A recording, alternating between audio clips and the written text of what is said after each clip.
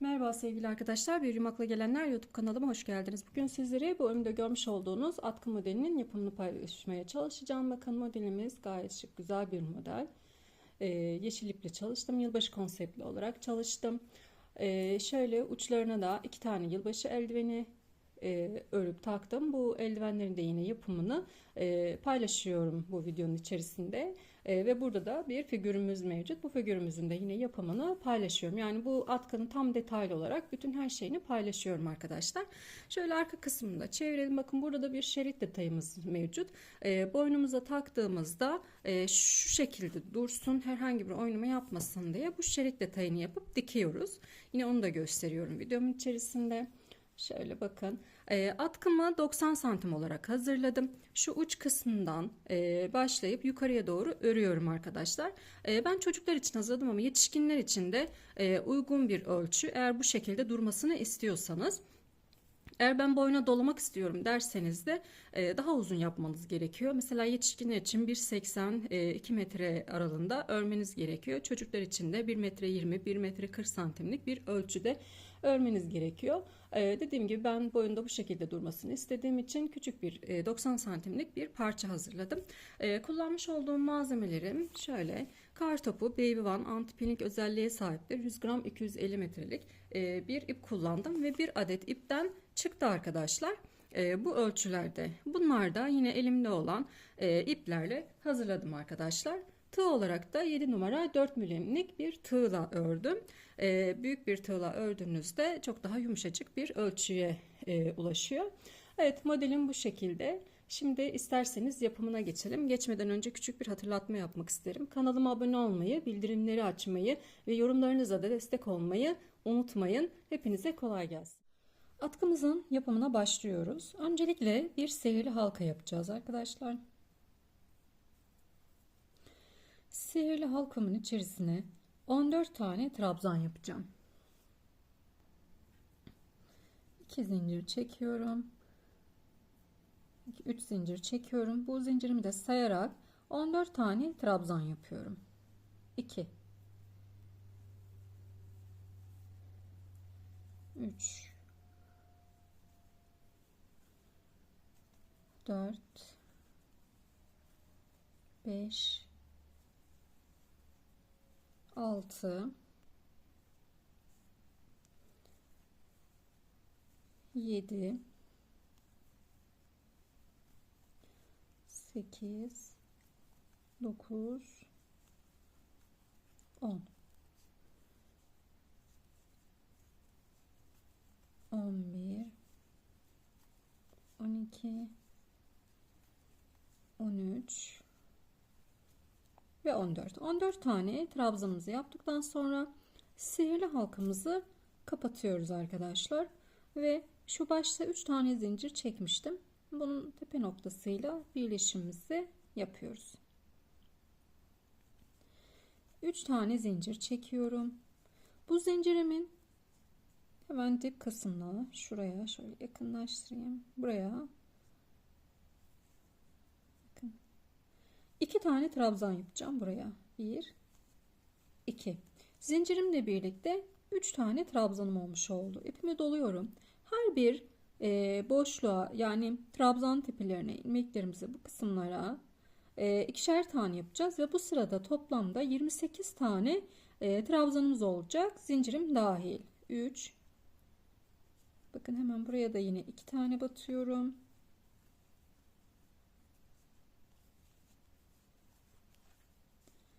Yanındakine de 2 tane. Her bir ilmeğime 2 tane trabzan yapıyorum.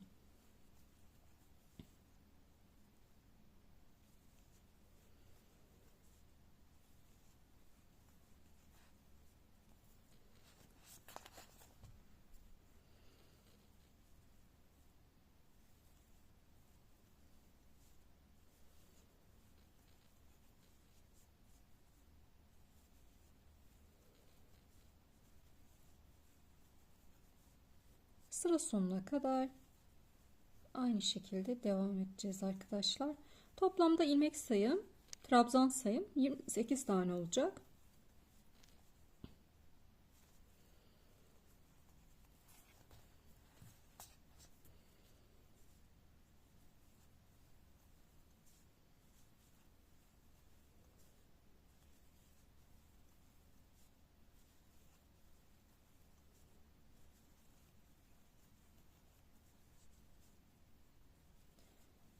Evet, neredeyse geldik.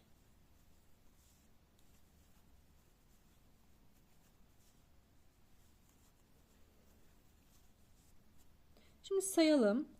Kaç tane oldu? 2, 4, 6, 8, 10, 12, 14, 16, 18, 20, 22, 24, 26. Sondakine 2 tane yapmamışım. 26 aynı yere. 27. Bir tane de şurada bakın, zincirimin hemen dibinde var. Şöyle göstereyim. Burada. Buraya da bir tane daha yapıyoruz. Ve 28 tane trabzanım olmuş oldu. Buradaki 3 tane zincirimle birleştiriyorum. Evet, şimdi 4 tane zincir çekiyorum. 3, 4 tane zincir çekiyorum. Aynı olduğum yere bir tane trabzan yapıyorum arkadaşlar. İpimi doluyorum. Bir tane atlıyorum. İkinciye trabzan yapıyorum. Bir zincir çektim. İpimi doladım. Aynı yere tekrar trabzan yapıyorum. Bakın, bu şekilde V'ler hazırlamış oluyoruz. Yuvalar hazırlamış oluyoruz. İpimi doluyorum. Bir tane atlıyorum. İkinciye trabzan yapıyorum.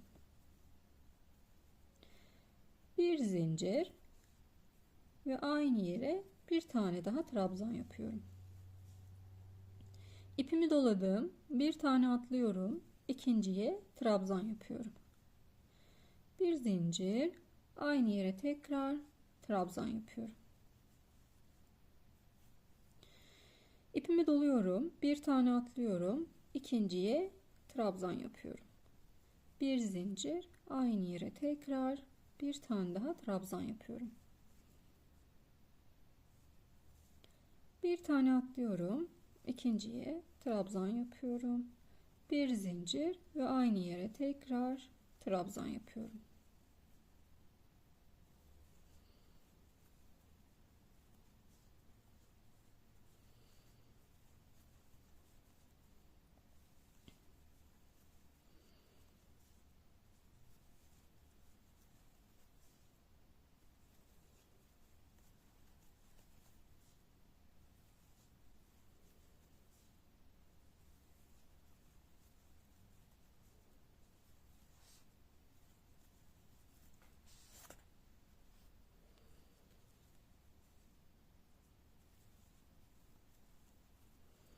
Sıra sonuna kadar işlemlerimiz aynı arkadaşlar. Bir atlıyoruz ve yuvamızı yapıyoruz.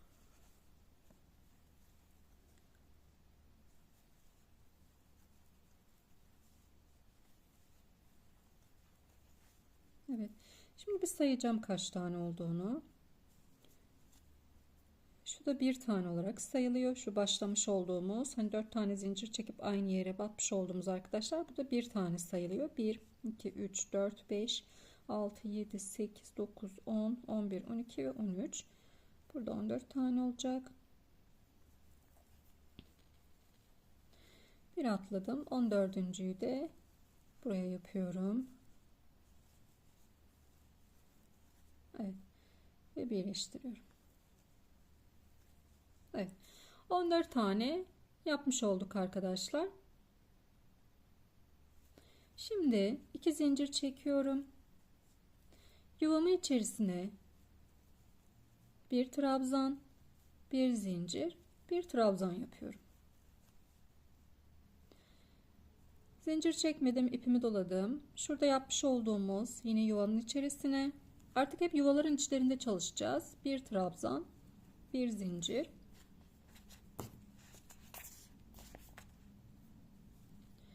ve bir trabzan aynı yere. Diğer yuvaya geçiyorum. Bir trabzan, bir zincir ve bir trabzan. Buraya geldim. Bir trabzan, bir zincir ve bir trabzan. Yuvama geldim yine. Bir trabzan, bir zincir, bir trabzan. Tekrar yuvadayım. Buradan sonra Artık hep yuvalarla işlemimiz olacak arkadaşlar ve yuvaların içerisinde tekrar yuvalar oluşturacağız. Atkımız hep bu şekilde ilerleyecek.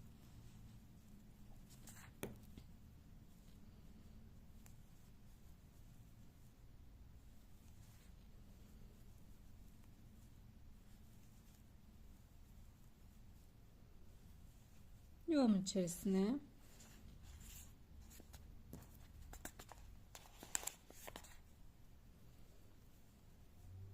bir zincir, tekrar yuvaya, trabzan.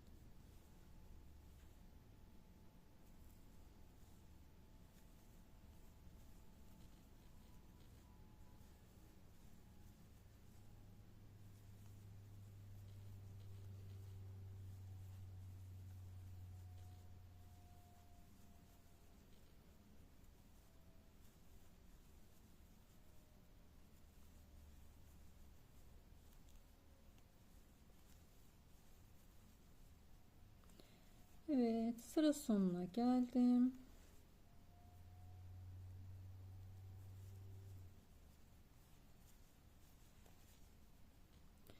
Ve şurada çekmiş olduğumuz iki zincirimizle birleştiriyorum.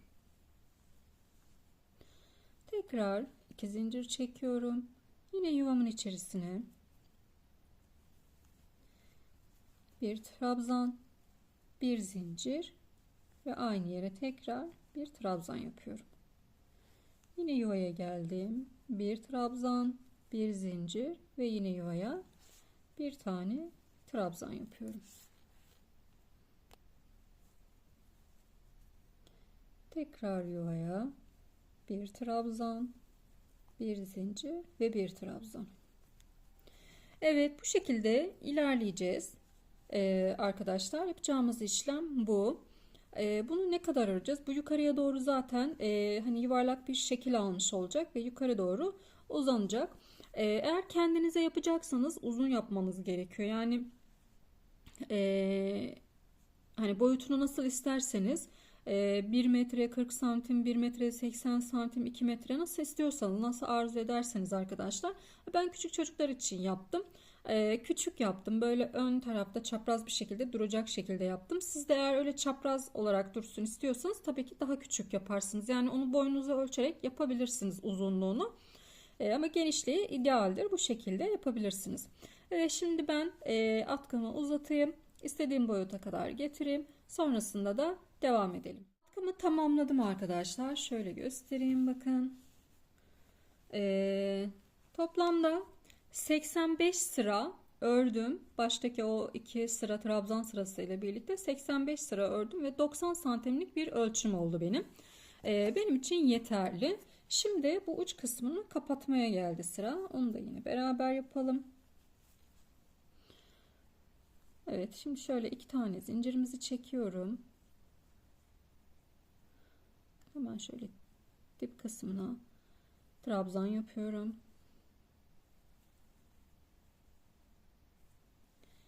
2 de çıktım. Tığımda 2 tane var. İpimi doluyorum. Şuradaki bakın şu hemen üst noktası, ilmeğimi aldım. 2 çıktım. Bakın boşluğa değil, yani şu yuvanın içerisine değil, buradaki bu tepedeki ilmek kısmına batıyoruz. İpimi alıyorum. 2 çıktım. Tığımda 3 tane var. Hepsini tek seferde topladım. Evet, sıradaki ilmeğimi alıyorum. Bu sıradaki ilmeğimi aldım. 2 çıktım. Tığımda 3 tane var. Diğer sıradaki yuvanın içerisi değil. Bakın hemen şurada kendini gösteriyor. Buraya batıyorum. 2 çıktım. Tığımda 3 tane var. Hepsini tek seferde topladım. Sıradaki ilmeğimi alıyorum. 2 çıktım. Tığımda 2 tane var. İpimi doluyorum. 2 çıktım. Tığımda 3 tane var. Hepsini tek seferde topladım. Yanındakine batıyorum. 2 çıktım. Tığımda 2 tane var. 2 çıktım. Tığımda 3 tane var. Tek seferde topladım. Bütün ilmeklere batarak trabzan tepelerine, ilmeklere, boşluklara değil yani. Bu kesim işlemini sırayla yapıyoruz.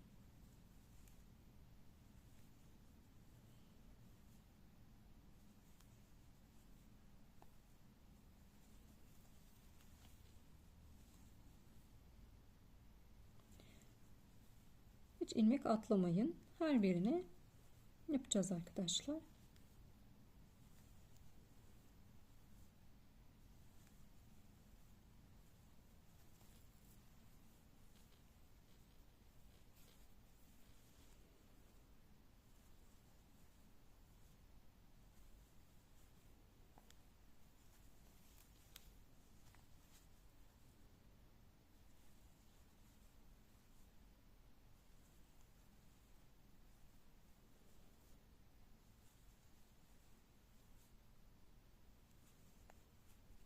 Bakın hiç atlamıyorum.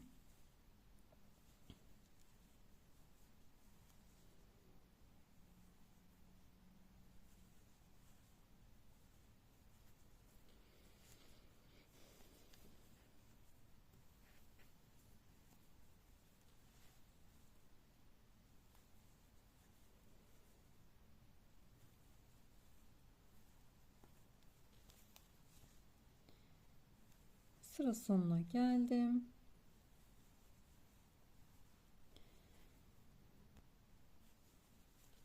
Ve birleşimimizi şu başta 2 tane zincir çekmiştim. Bununla birlikte birleşimimizi sağlıyorum.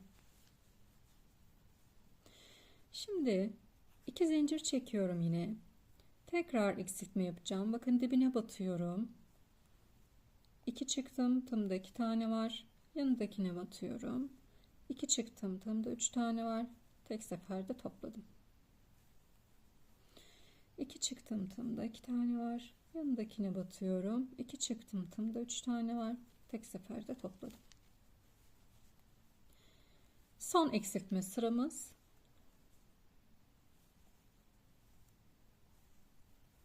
Bu şekilde.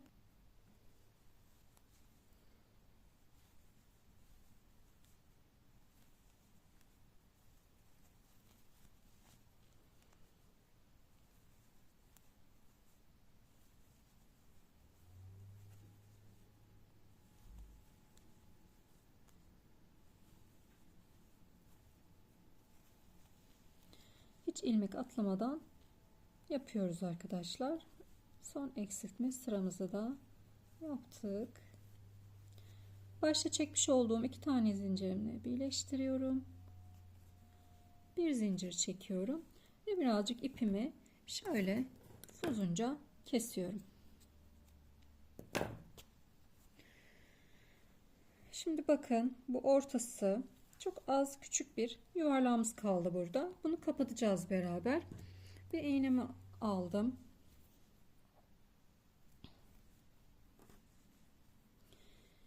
İğnemi aldım.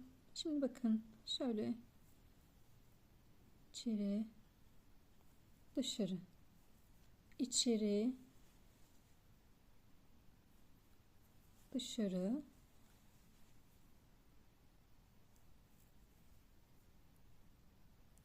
evet.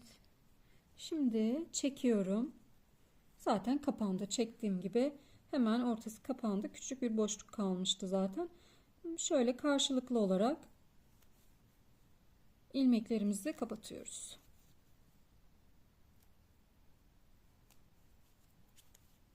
Tamamdır. Evet.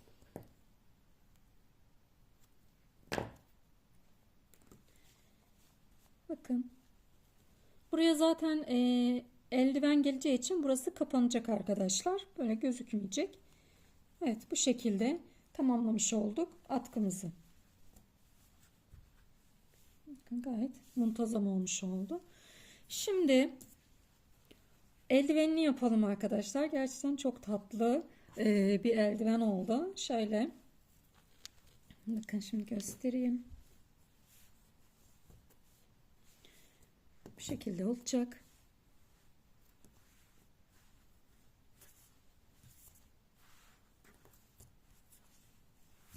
İki tarafta da eldivenimiz bulunacak. Şimdi beraberce bu eldiveni örelim. Şöyle dursun, ipimizi alalım.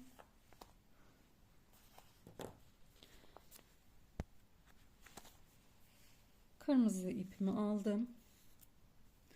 Tığımı da yine aynı numaralı tığımla çalışacağım. Bir tane sihirli halka yapıyorum.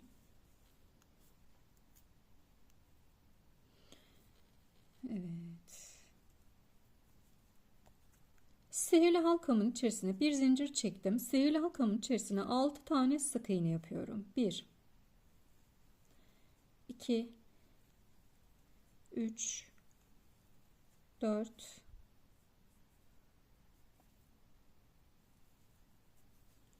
5 6 tane sık iğnemi yaptım. Daha sonra bu başlarken çekmiş olduğumuz iç zincirimizle birleştiriyorum.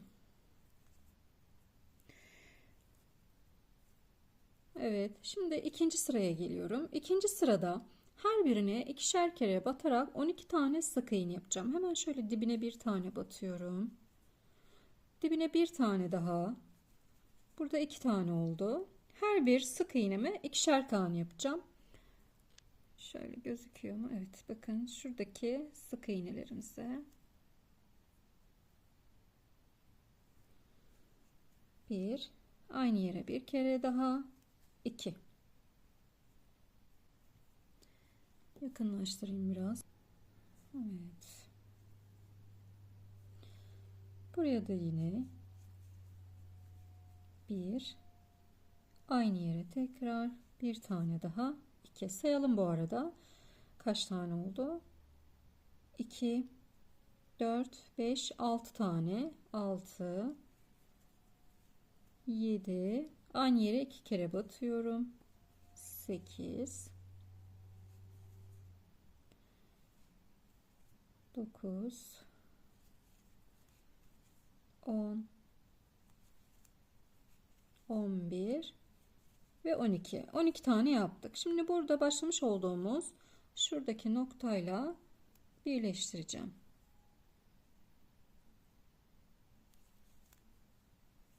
Evet.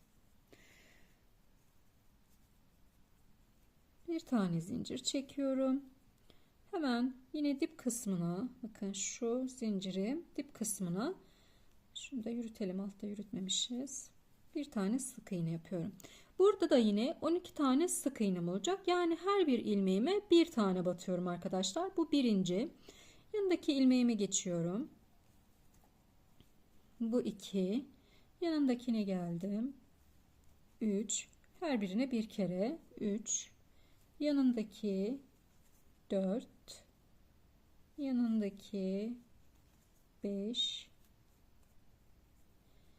Yanındaki 6, 7, 8,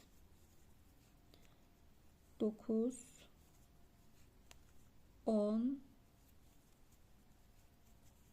11. Daha sayalım. 2, 3,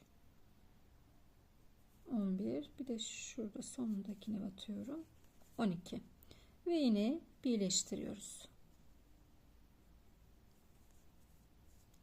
Üçüncü sıramızı yaptık. Toplamda 5 sıra olacak. 5 sırada artık 12 tane sık iğne üzerinden ilerleyeceğiz. Bakın yine dibine bir tane yaptım. Yanındakini her bir sık iğne tepesine birer tane yapıyorum. 12 tane olacak. Şu anda 4. sıramdayım.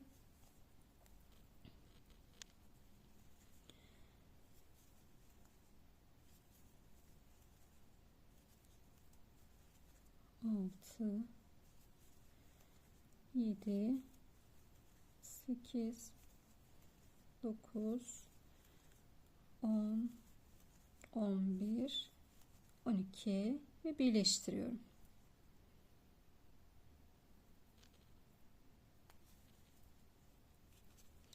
Tekrar bir zincir, bir tane daha, bir, bu parmak kısmı, 2, 3, 4, 5, 6, 7, 8, 9, 10,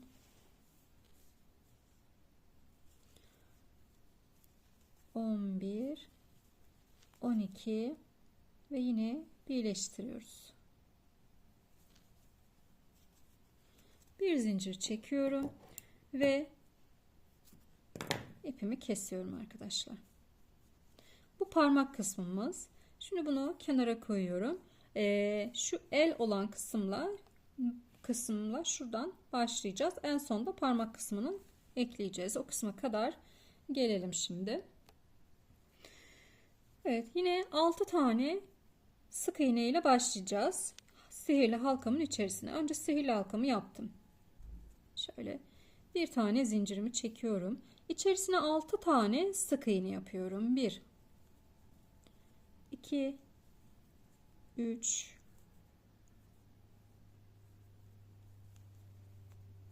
4, 5, 6. 6 tane sık iğnemi yaptım.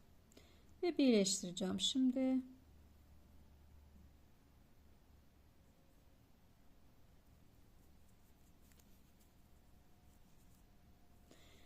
Bir tane zincirimi çekiyorum. Aynı bu parmakta yapmış olduğumuz gibi 12 tane sık iğne yapacağım. Her birine ikişer kere batıyorum. Başlarken batıyorum. 1. Aynı yere tekrar 2. Yanındakine 2 tane batacağım. 3. Aynı yere tekrar 4. Yanındakine 5. Aynı yere tekrar 6. Yanındakine 7. Aynı yere tekrar 8. Yanındakine 9. Aynı yere tekrar 10. Yanındakine 11. Aynı yere tekrar 12 ve şurada şu kısımda birleştiriyoruz arkadaşlar.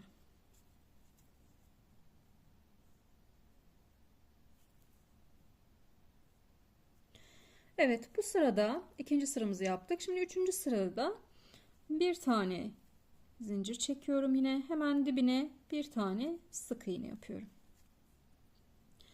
1. Yanındakine 2 tane yapıyorum. 2. Aynı yere tekrar bir tane daha. 3. Yanındakine bir tane. 4. Yanındakine 2 tane. 5. Aynı yere bir tane daha. 6. Yanındakine bir tane. 7. Yanındakine 2 tane. 8. 9. Yanındakine bir tane. 10. Yanındakine 2 tane. 11. 12. Yanındakine bir tane. 13. Yanındakine 2 tane. 14. 15. Yanındakine bir tane. 16. Yanındakine de 2 tane. 18 tane sık iğnem oldu bu sırada ve yine birleşimimizi yapıyoruz. Bu birleşim yerlerini eğer hani ayarlayamazsanız, şimdi bir zincir çekip şöyle dibine sık iğne yapıyorsunuz arkadaşlar. Hemen şuraya bir tane işaretleyici takın. Nereye batmanız gerektiğini böylelikle daha rahat anlamış olursunuz. Evet, şimdi 1, 2, 3 ve 4. sıradayım. Burada da bir çift 2 tek yapacağız. 24 tane ilmeğimiz olacak. Şimdi bir tane yaptım. Bir zincir çektim. Dibine bir tane battım. Yanındakine tekrar bir tane daha sık iğne yapıyorum. 2. Şimdi yanındakine 2 tane yapacağım. 3, 4. Yanındakine bir tane. 5. Yanındakine bir tane. 6. 2 tek bir çift. 6. 2 tane tek yaptım. Şimdi çift yapacağım. Aynı yere 2 kere batacağım. 7. Aynı yere batıyorum. 8. Yanındakine bir tane. 9. Yanındakine bir tane. 10. Yanındakine 2 tane. 11. 12. yanına bir tane 13, yanına bir tane 14, yanına 2 tane 15, 16, yanına bir tane 17, yanına bir tane 18, yanına 2 tane 19, aynı yere tekrar 20, 21, 22 ve buraya 2 tane 23 ve 24. Şimdi birleşimimizi sağlayalım. Evet. Evet arkadaşlar, şimdi 5. sıramızda 24 tane sık iğnem oldu. Şimdi 10. sıraya kadar 24 tane sık iğne ile devam edeceğim. Yani her bir zincir çekiyorum, dibine sık iğne yapıyorum ve her bir sık iğneme bir tane sık iğne denk gelecek şekilde toplamda 5 sıra ördük. Bir 5 sıra daha örüp burayı 10 sıraya getirmemiz gerekiyor. 24 taneyi. Hep de sayarak ilerleyin. Artmasın. 4, 5, 6, 7, 8, 9, 10, 11, 12, 13, 14, 15, 16, 17, 18, 19, 20, 21, 22, 23, 24 ve birleşimimizi yapıyoruz. Evet, 6. sırayı da yaptım. Bir 4 sıra daha yapıp gelelim. Evet, 10 sıra ördüm. Şimdi 11. sıradayım. 21 tane sık iğne yapacağım. Bir tane zincirimi çektim. Net gözüküyor değil mi arkadaşlar? Evet. Hemen yine dibine batıyorum. 1, 2, 3, 4, 5,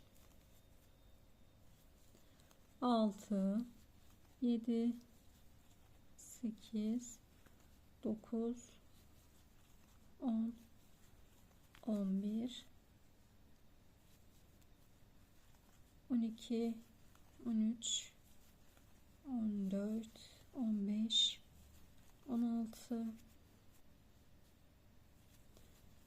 17, 18, 19, 20, 21. 21 tane sık iğnemi yaptım. Şimdi parmağımı alıyorum.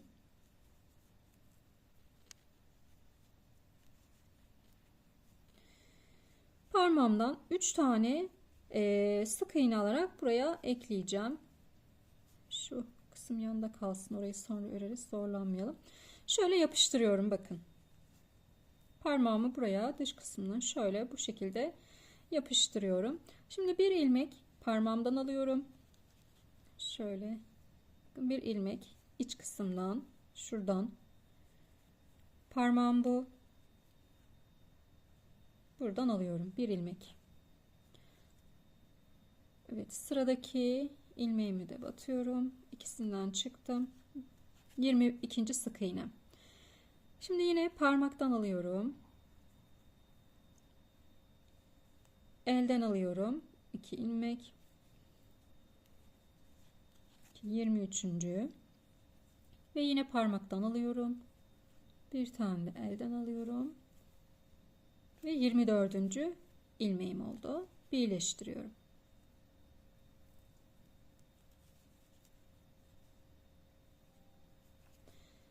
Bu şekilde parmağımızı buraya birleştirmiş oldum. 3 ilmekle. 3 sık iğne ile. Şimdi yine bir zincir çekiyorum ve 21 tane örüyorum arkadaşlar. 1, 2, 3, 4, 5, 6, 7, 8, 9, 10, 11, 12, 13, 14, 15, 15, 16, 17, 18, 19, 20 ve 21. 21 tane ördük. Şimdi bu parmakta 6 tane sık iğnemiz olacak. 6 tane de bu parmaktan sık iğne yapacağız. Yani bakın parmağım 1, 2, 3, 4, 5 ve 6.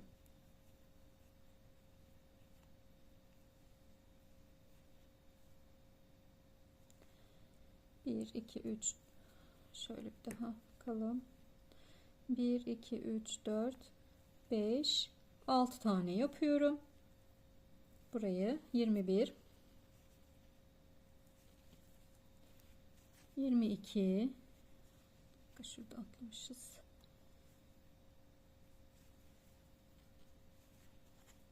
22, 23, 24. Evet ve şöyle arkadaşlar bir tane buraya batıyoruz. Şurada boşluğum kalmasın diye battım. Tığımda 2 tane var. Yanındakine de bir tane batıyorum. Tığımda 3 tane var. Tek seferde topladım. 27. ilmeğimi yapmış oldum ve birleştiriyorum. Evet. Parmaktaki sayılarınız fazla çıkarsa bu şekilde eksiltme yapabilirsiniz. Bakın tekrar gösteriyorum. 6 tane ilmek alacağız burada. Eğer ilmekleriniz fazlaysa batıyorsunuz. Bak, tığ almadan battım. 2 tane var. Yanındakine de yine batıyorum. İp almadan 3 tane var. Tek seferde topladım. 27 tane ilmeğim oldu ve birleştirdim. Evet. Şimdi 13. sırayı da 27 tane sık iğne olarak öreceğim. Dibine batıyorum. 1, 2, 3, 4, 5, 6, 7, 8, 9, 10, 11, 12, 13, 14, 15, 16, 17, 18, 19, 20, 21, 22. Parmağa geliyoruz. Parmaktaki ilmekleri alıyoruz. 23. Parmaktaki ilmekleri alıyoruz. 23, 24,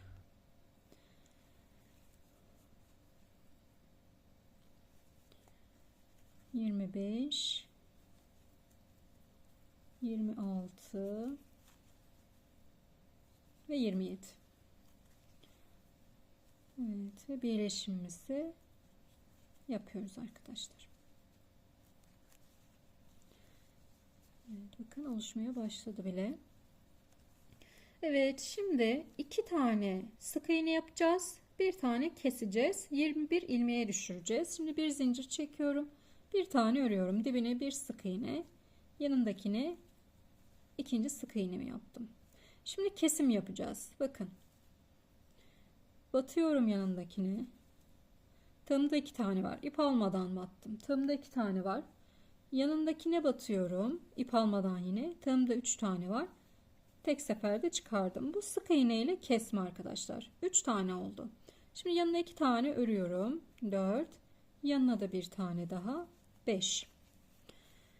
Şimdi geliyorum. Batıyorum. 2 tane var. Yanındakini de batıyorum. 3 tane var.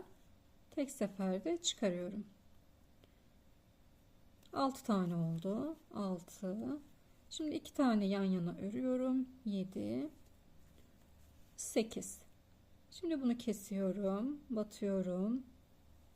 Yanındakine batıyorum. 3. Çıkardım. 9. 2 tane örüyorum. 10. 11. Şimdi bunu kesiyorum. Batıyorum 2 var. Batıyorum 3 var. Tek seferde çıkardım. 12.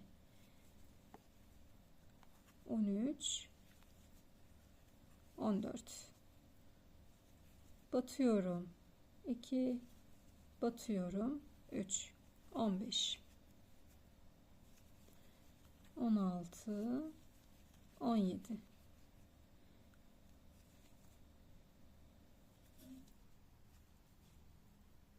18. 19. 20. Sondakinde yine bir tane olarak alıyorum. Kesmedim. 21. Ve birleştiriyorum. Evet. Şimdi bu sırayı 21 sık iğne olarak öreceğiz. Kesim yapmıyorum.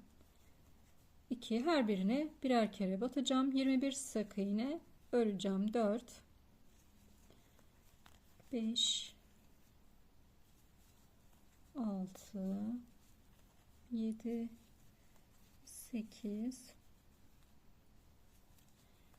9 10 11 12 13 14 15 16 17 18 19 20 ve 21 birleştiriyorum. Evet. Şimdi bu sırada da 5 tane öreceğim. Bir tane keseceğim arkadaşlar. Şimdi bir tane zincir çektim, yine hemen dip kısmına batıyorum. 1 2 3 4 5. Altıncıyı kesiyoruz.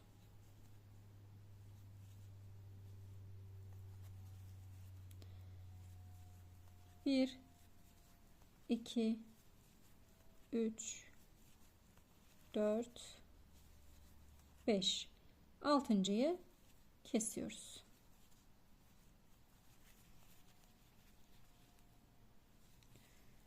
Bir 2 3 4 5. Bunu kesiyorum. Ve birleştiriyorum. Birleştirirken beyaz ipimi takacağım. Bakın, tığımı geçirdim. Beyaz ipimi alıyorum.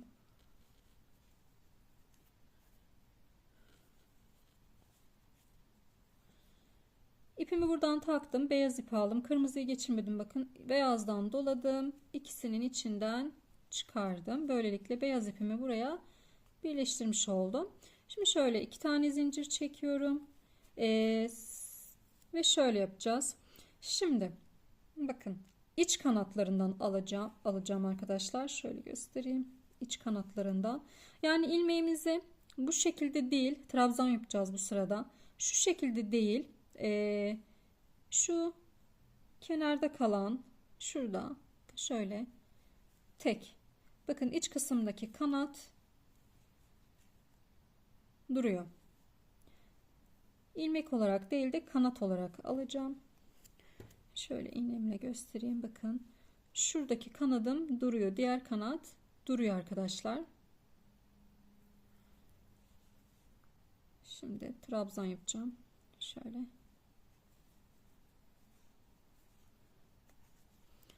Tekrar şöyle iğneyle hatta göstereyim size.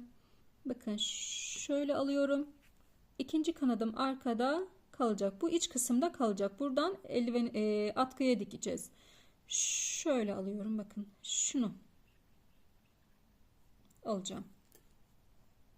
İpimi doladım. Trabzan yapıyorum bu sırada.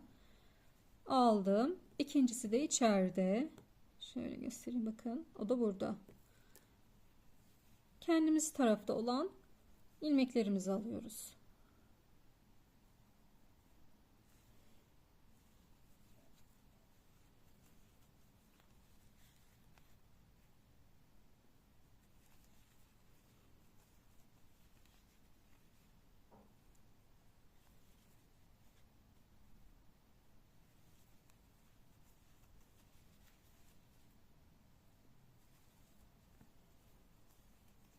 bir sıra böyle trabzan gidiyorum. Arka kanatlarını alarak. Son sıramızdayız zaten eldivenimizin.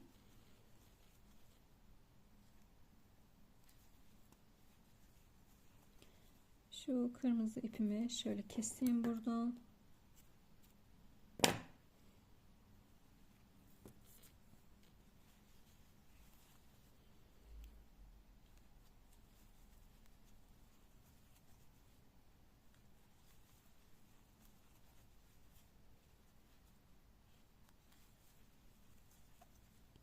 ...18 tane trabzanım olacak burada benim.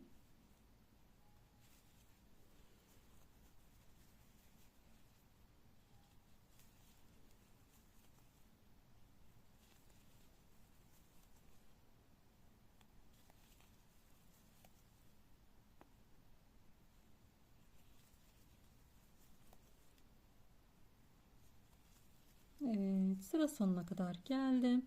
Şurada 2 tane zincir çekmiştik. Bununla birlikte birleşimimizi yapıyorum. Bir zincir çekiyorum ve ipimi kesiyorum arkadaşlar. Bunu şöyle iç kısımda ince bir tığ yardımıyla veya iğne ile de yürütüp kaybedebilirsiniz arkadaşlar.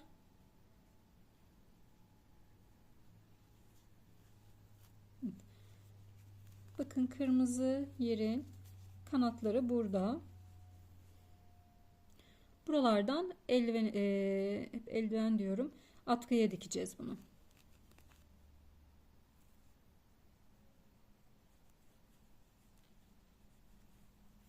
Evet. Bunu da keselim. Şimdi önce eldivenimizi dolduracağım. Benim böyle elyafım vardı. Elyafla dolduracağım arkadaşlar. Şöyle yapalım.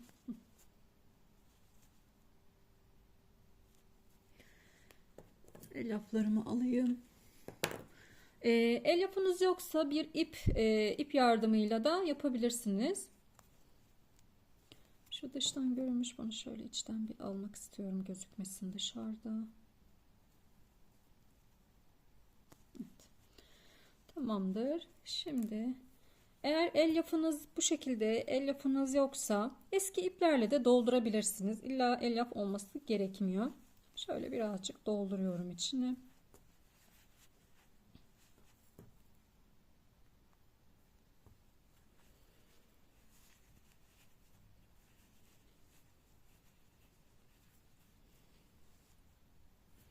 Parmak kısmında dolduracağım.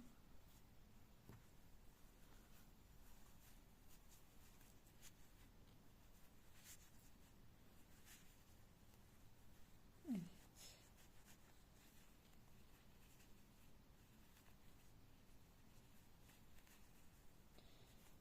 Bakın çok tatlı. Çok beğendim gerçekten, böyle elime alıp sevesim var o derece. Evet, şimdi bunu atkımıza ekleyeceğiz. Burada dikkat etmeniz nokta, atkınızın düz yüzü olsun. Bakın arka yüzünde birleştirme yeri, yani şu zincir çekerek birleştirdiğimiz başladığımız nokta var ya, o kısım. Orası arka kısımda kalacak. Şöyle birleştireceğiz.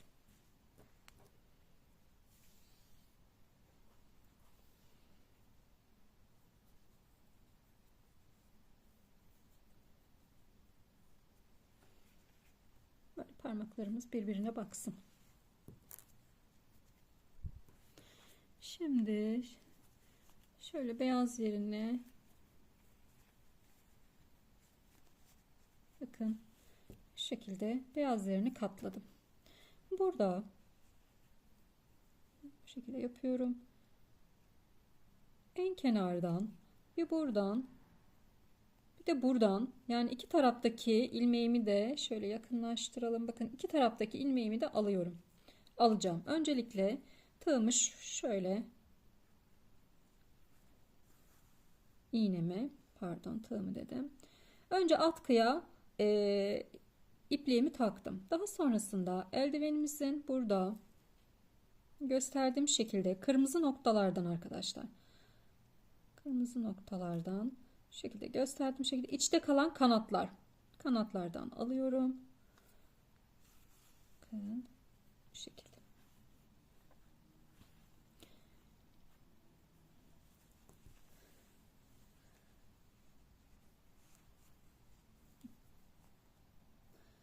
Evet. Atkıdan da takacağım. Daha sağlam olsun. Atkıdan taktım. Şimdi sıradaki ilmeğimi alıyorum. Sıradaki kanatlardan alıyorum. Karşıdaki kanadını alıyorum. Kırmızı kanatlardan alıyorum bakın. Ve daha sonrasında da şöyle atkıdan ipimi takıyorum. İğnemi takıyorum. Evet. Tekrar eldivenin 2 ilmeğini alıyorum karşılıklı. 2 ilmeğini de almayı unutmayın. Daha sonrasında da atkıdan iğnemi geçiriyorum. Sırayla tüm ilmekleri yapana kadar sırayla yapıyoruz arkadaşlar bu işlemi.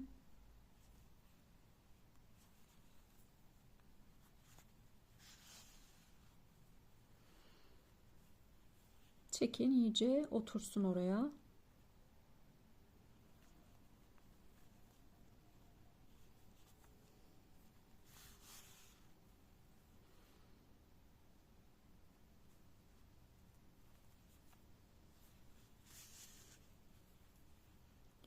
Sondakini de biraz kayıyor masada diktiğim için ama sanırım anlaşıldı hani ne yapmanız gerektiği. Sonuna kadar yaptım. Evet, şimdi burada düğüm yapacağım ki sökülme olmasın diye. Tamamdır. İpimi kesebilirim.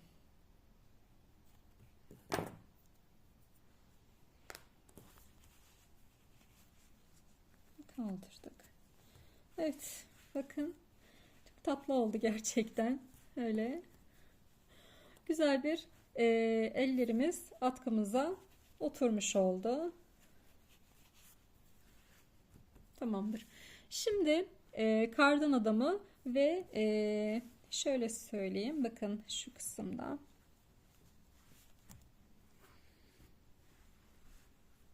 Yaptığımızda şurada içinden geçecek şekilde şöyle evet. Böyle durması için şu alt kısmına şöyle göstereyim. Bu alt kısmına bir parça ekleyeceğiz. Bunu o parçanın içine geçirip böyle taktığınızda bu şekilde kalabilmesi için o parçayı da yine beraber örelim.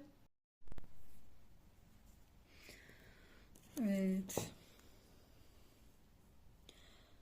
20 tane zincir çekelim. 1 2 3 4 5 6 7 8 9 10 11 12 13 14 15 16 17 18 19 20 21 22 ve 23 artı 3 tane de zincir çektim. Üçüncü zincirime şöyle bir tane dönüyorum, trabzanımı yapıyorum. Bu zincirlerin üzerine 20 tane trabzanım olacak. 3 şuradaki zincirimi de saydım. 3 4 5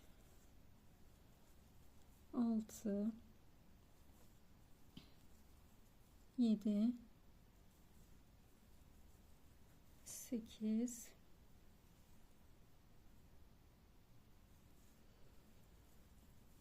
9 10 11 12 13 14 15 16 7 18 19 20 döndürüyorum. 1 2 zincir çektim. Bir tane zincir çekiyorum arkadaşlar. Bir zincir çektim. Dibine trabzan yapıyorum. Bu burada bir tane trabzanım olmuş oldu. Yine 20 tane, her birine birer kere batarak 20 tane trabzan yapacağım ikinci sıramı da. Sonrasında da ipimi keseceğim. 3 4, biraz uzunca keseceğiz arkadaşlar. 5 6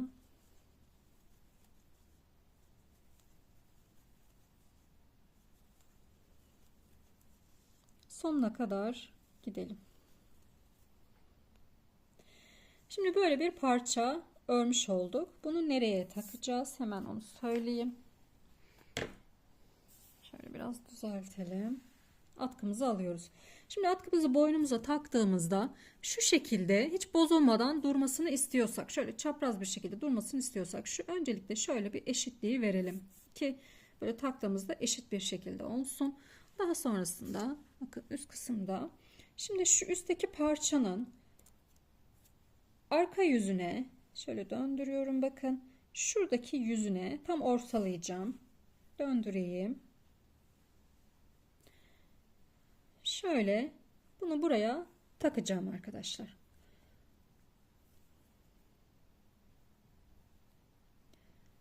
İğneliyorum yani tam ortasına.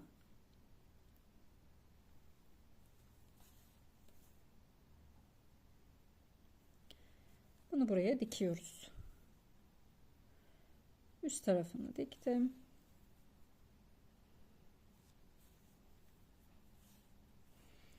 İğnem çıktı.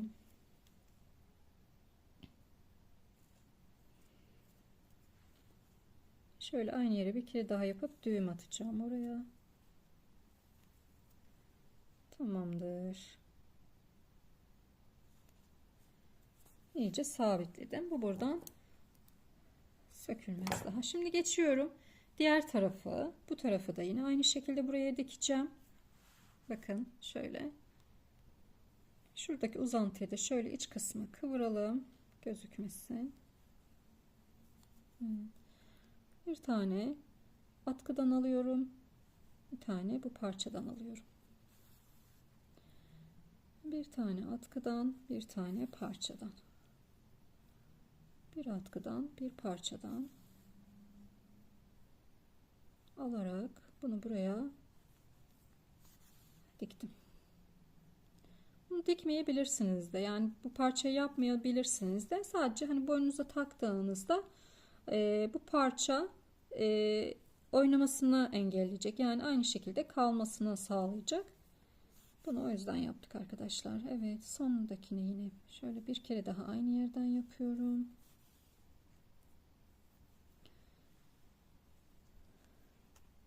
Tamamdır.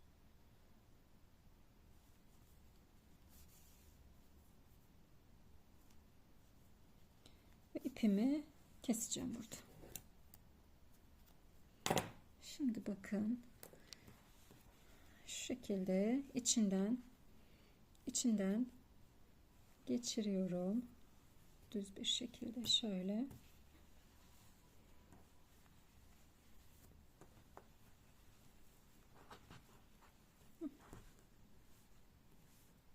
Ve evet, bakın. Şimdi bu şekilde duracak bu burada. Şu parçayı da, şunu da buradan keselim. Bu iplerinizi falan kesersiniz, temizlersiniz arkadaşlar. Evet.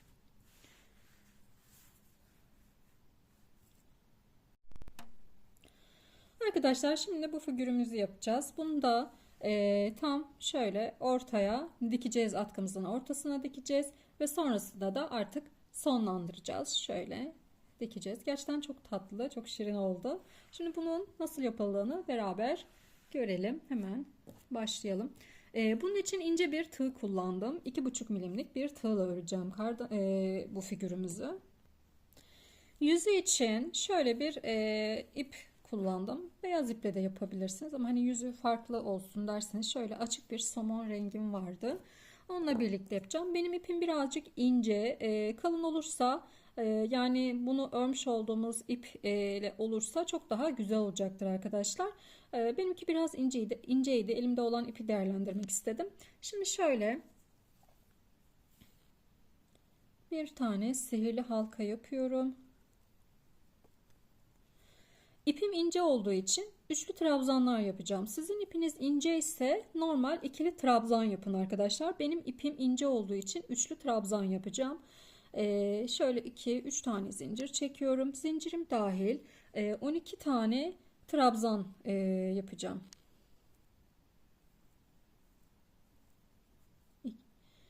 Üçlü trabzan yapacağım arkadaşlar. Ben unutmayayım. Dediğim gibi ipiniz eğer normal bebe yünleri gibi ise, ince değilse normal ikili trabzan yapın. Benim gibi ince bir ip kullanacaksanız üçlü trabzan yapabilirsiniz. Üçlü trabzan, şöyle bakın, bir taneyi çıkarıyorum. Şöyle göstereyim. Baştan alalım. Üçlü trabzanın ne olduğunu. Şimdi ipimi bir kere doluyorum. Batıyorum. Şu bir taneyi çıktım. 2 çıkarıyorum. Bu üçlü trabzan. İpimi bir kere doladım. Batıyorum boşluğa. 1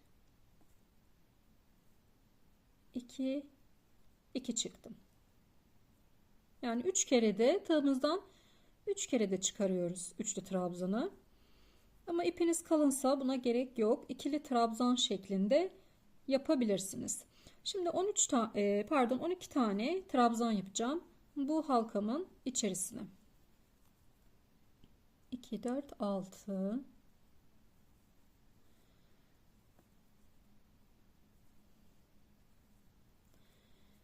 7 8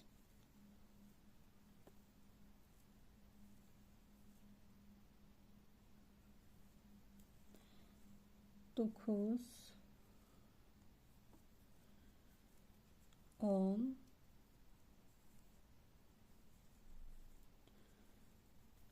11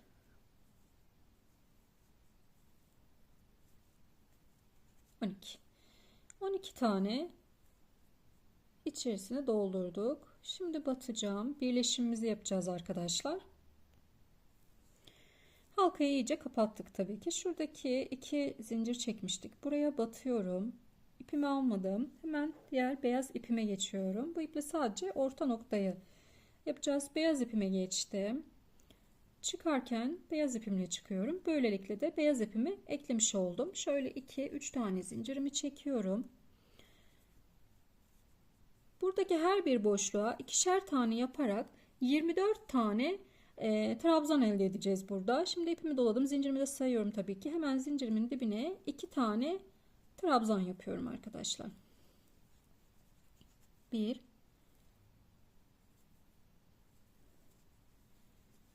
2 3 tane trabzanım oldu. Buraya da yine 2 tane yapıyorum. 1 şunları da yürütüyorum arada. 2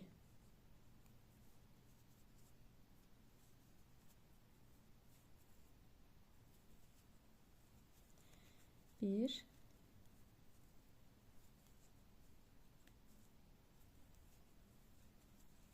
2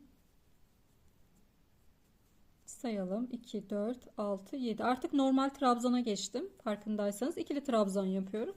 Çünkü ipim kalınlaştı. Benim için yeterli. Buradaki ipim de kalın olsaydı yine böyle ikili trabzanlar yapacaktım. Evet, 2 4 6 8 10 3 5 7 8 9 10 11. Her birine 2 tane trabzan yapıyorum. 12 13 14 15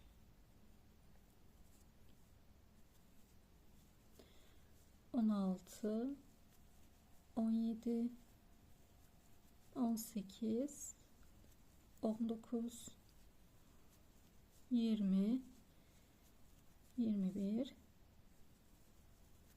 22 23 bir tane de sondakine batıyorum. 24 ve buradaki 2 tane zincirimde birleşimimi yapıyorum. Şöyle bir zincir çektim. Şunları da keseceğim şu arkadan fazlalık iplerimi.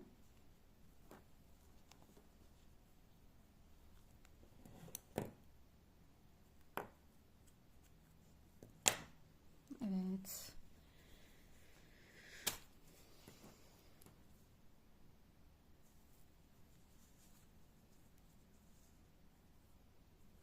Evet. Şimdi 3 tane zincir çekiyorum. Şöyle yakınlaştırılması için. Yakınlaştırdım. Daha rahat görün. Şimdi 3 tane zincir çekiyorum. Bir tane çekmiştim. 2, 3 tane zincirimi çektim. Bir tane atlıyorum. Şuradakini. Şöyle bakın. Şunu atlıyorum. Buraya sık iğne yapıyorum. 3 tane zincir çekiyorum. Bir tane atlıyorum. İkinciye sık iğne yapıyorum.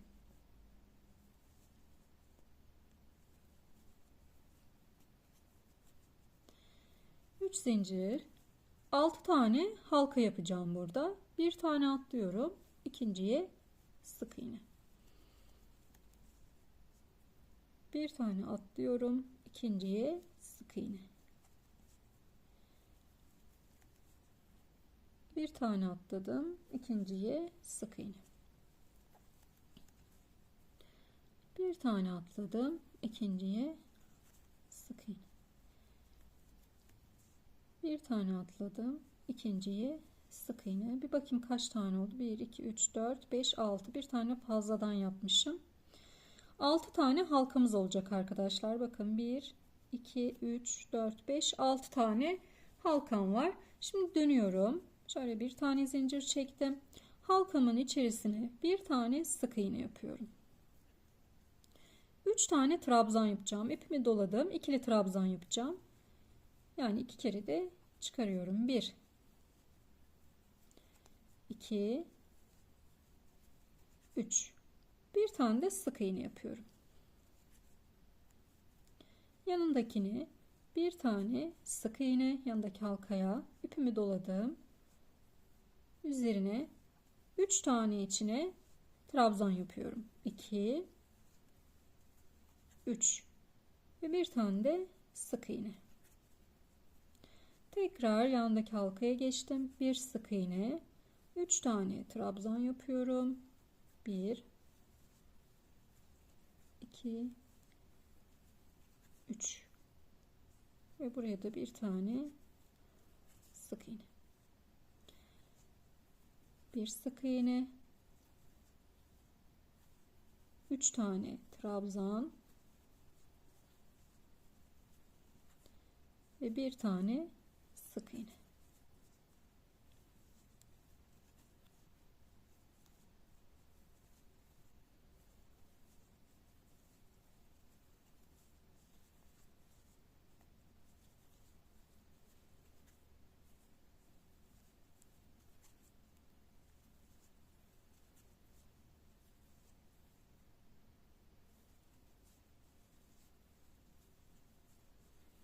Evet, bütün halkaları aynı şekilde yaptım. Döndüm, bir tane zincir çektim. Şimdi bakın, direkt şu yuvarlakların, yani şu dolguların, şöyle tığla göstereyim, iğneyle göstereyim. Bakın şu kısımlardan işlemlerimizi yapacağız. Bakın, bir atlıyorum, ikinci, bir atlıyorum, ikinci. Buralara batacağız. Bir atladım, şunu atladım, bu.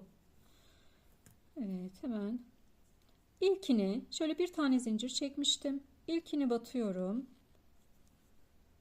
Bakın, böyle alıyorum ve kaydırmayla geçtim. 3 tane zincir çekiyorum. Bir tane atlıyorum. İkinci, tam ortasına denk gelecek. Halkalar yapıyorum yine. 1, 2, 3 zincir. Bir tane atladım yine. Yapıyorum. Bir tane atladım. Yapıyorum. Burada da 5 tane halkamız olacak arkadaşlar. Bir atladım. İkinci. Zaten tam hani orta noktalarına denk gelmiş olacak bu halkalarım. Döndürüyorum. Bir zincir. Yine halkaya bir tane sık iğne yapıyorum. 3 tane trabzan yapıyorum. Diğer şurada nasıl yaptıysam burada da aynı şekilde yapıyorum. 3 sık iğne. Bir tane de 3 trabzan, bir tane de sık iğne. Bir sık iğne, 3 trabzan,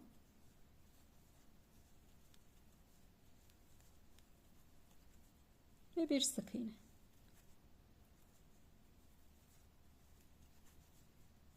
Üç trabzan,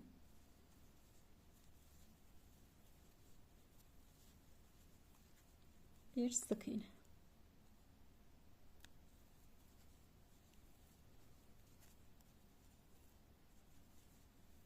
Bir sık iğne, 3 trabzan.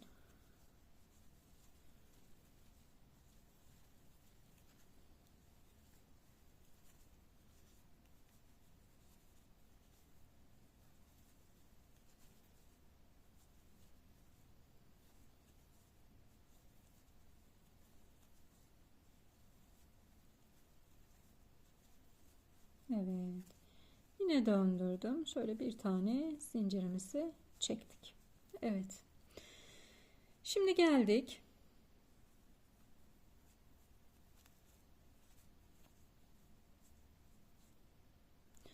Geldik buraya. Şimdi burada da bakın aynı hizada takip ediyorum. Bitişteki şu ikinci sıradaki halkamın bitişini takip ediyorum. Burada. Şu ortada farklı renkte başlamış olduğumuz kısımdan tam takip ediyorum. Bakın başlamış olduğum nokta geldim burası. Aynı şu iğnemi taktığım şekilde tığımızı takacağız. Bir zincir çekmiştim. Hemen şöyle geliyorum. Buraya sabitleme yapacağım önce. Şu ilkine sabitleme yapıyorum. Evet. İğnemi de çıkaralım. Şimdi 3 tane zincirimi çekiyorum. 1, 2, 3. Hemen yanındakine atlamıyorum. Yanındakini şöyle lastik alır gibi aldım. Sık iğne yaptım. 4 tane halkam olacak burada. 1, 2, 3 zincir çektim. Direkt yanındakini şöyle lastik gibi hemen orta belinden kavruyorum bakın. 2. İkinci boş halkam 1, 2, 3 zincir. Hiç atlamadım. Direkt yanındakinden alıyorum. Üçüncü halkam ve dördüncü halkamı yapıyorum. Döndürdüm. Sık iğne.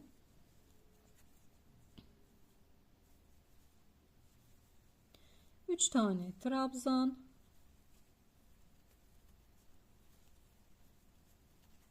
Ve bir sık iğne. Sık iğne. 3 trabzan. Ve sık iğne.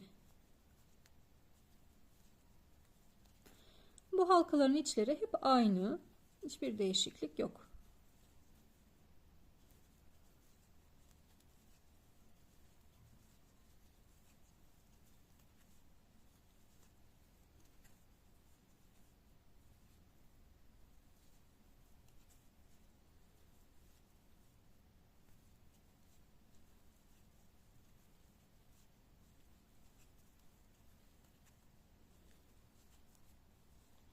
Evet. Ve şuradaki bakın sabitlemek için de yani bitişim için de bitirdim. Hemen şu buraya takıyorum, kaydırıyorum ve ipimi keseceğim. Evet. Kardan adamımızın, figürümüzün, Noel babamız artık ne dersek sakal kısmı bitti. Şu ipi de iç kısımdan şöyle yürütelim arkadaşlar. Bunu burada gizleyelim.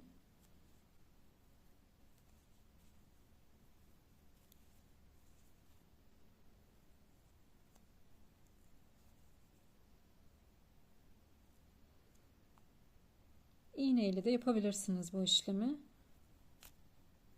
Evet. Keselim.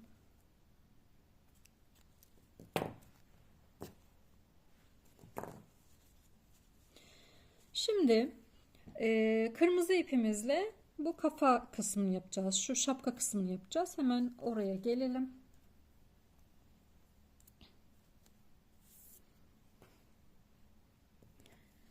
Şapkası için bu sakalın bittiği yerden hemen bir önünden ipimi takacağım.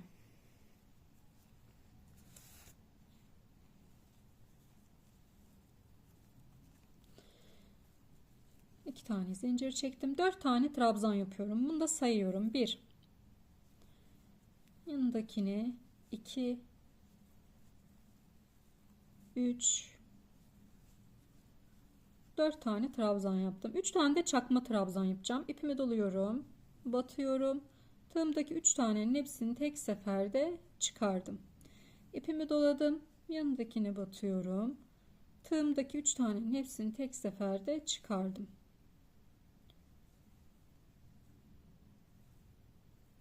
Çakma trabzanımı da yaptım. 2 tane de sık iğne yapıyorum. 1, 2. 2 tane de sık iğne yaptım. Döndürdüm. Pardon, döndürmedim. Bir tane kaydırma yapacağım arkadaşlar. Bir tane de batıyorum. İçinden çıkardım. Kaydırma yapmış oldum. Döndüm. Bir zincir çekiyorum. 3 tane sık iğne yapacağım. 1, 2, 3. 2 tane çakma trabzan yapacağım. Batıyorum. Hepsini tek seferde çıkarıyorum. İpimi doladım. Batıyorum. Hepsini tek seferde çıkardım. 2 tane trabzan yapıyorum. İkili trabzan. 1, 2. Yine bir tane çakma trabzan. İpimi doladım. Battım. 3 tane var. Tek seferde çıktım. Bir tane de sık iğne yapıyorum. Döndürdüm. Bir zincir. 5 tane sık iğne yapıyorum. 1, 2, 3, 4, 5. 4 tane kaydırma yapacağım. Batıyorum. İçinden çıkardım. 1, 2, 3, 4.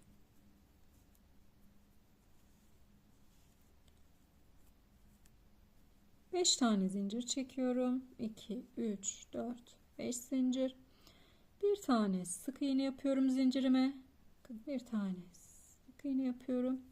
3 tane de çakma trabzan yapıyorum. İpimi doladım. Sıradaki zincirime battım. Hepsini tek seferde çıktım. 1, 2,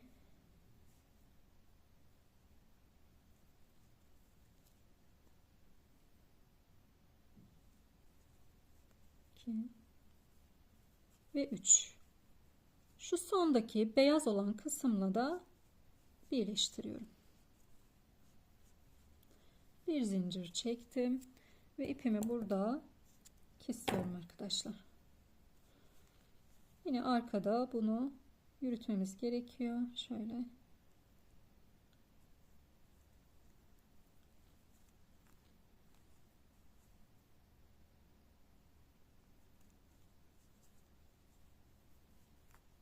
Evet.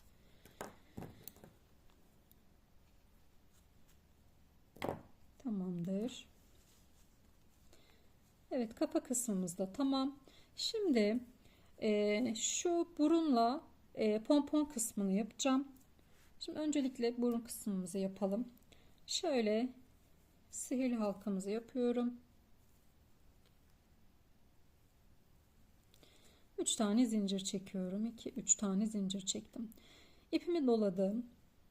Batıyorum. 2 çıkardım. Tığımda 2 tane var. İpimi tekrar doluyorum. Aynı yere tekrar batıyorum. Yani halkamın içerisine 2 çıkardım. Tığımda 3 tane var. İpimi doluyorum. Tekrar halkamın içerisine batıyorum. 2 çıkardım. Tığımda 4 tane var. İpimi doluyorum. Halkamın içerisine batıyorum.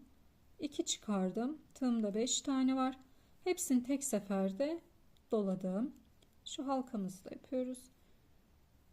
1 2 3 zincir çekiyorum. Halkamızın içerisine batıyorum ve içinden çıkardım. Bir zincir çektim.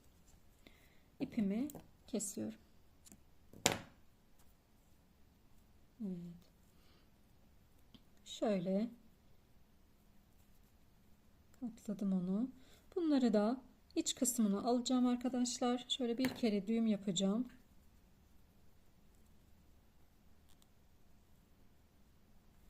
Bir kez daha yapalım.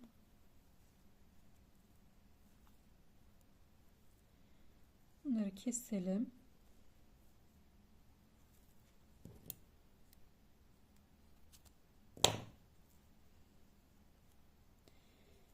Şöyle iç kısmına bunları alacağız içine.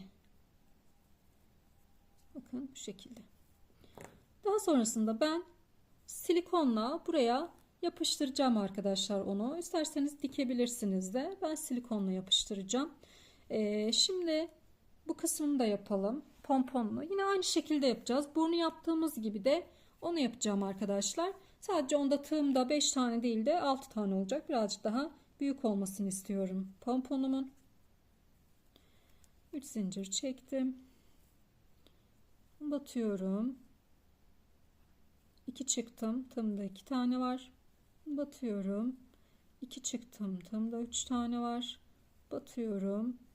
2 çıktım. Tığımda 4 tane var. Batıyorum. 2 çıktım. Tığımda 5 tane var. Batıyorum. 2 çıktım. Tığımda 6 tane var. Hepsini tek seferde topladım. 3 tane zincir çekiyorum ve halkamın içerisine şöyle kaydırma yapıyorum. Bir tane de zincir çektim.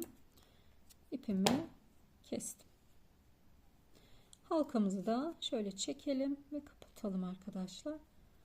Şu kısmı, düz kısım dışarıya baksın. Evet. Bakın pomponumuzda bunu da yapmış olduk. Şimdi bunu burnu şu şekilde yapıştıracağım. Pomponu da buraya yapıştıracağım. Yine bağlayıp şu bağcıklarını iç kısma itin arkadaşlar. Bunu da buraya. Gözlerini de yapıştırayım. Geleyim. Kardan adımımız hazır. Figürümüz, Noel babamız. Artık bakın 2 tane Noel babamız oldu.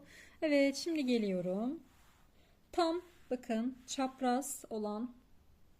tam çapraz olan şöyle üst üste gelen yere bunu bu şekilde dikeceğim.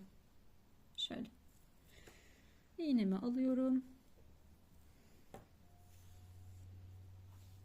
Şimdi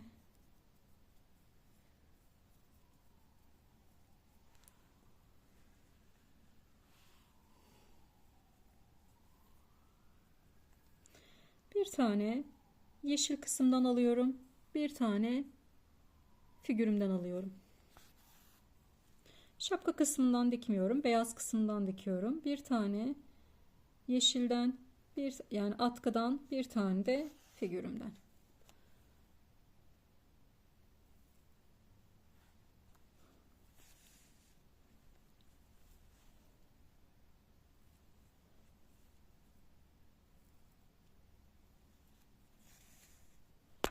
Evet, bunu bu şekilde buraya dikelim arkadaşlar.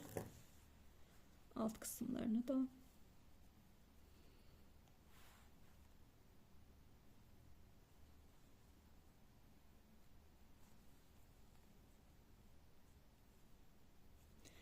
Dikkat edin, iğneniz ön taraftan gözükmesin.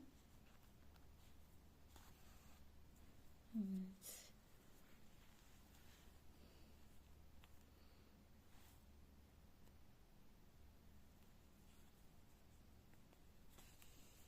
Bu şekilde dikelim.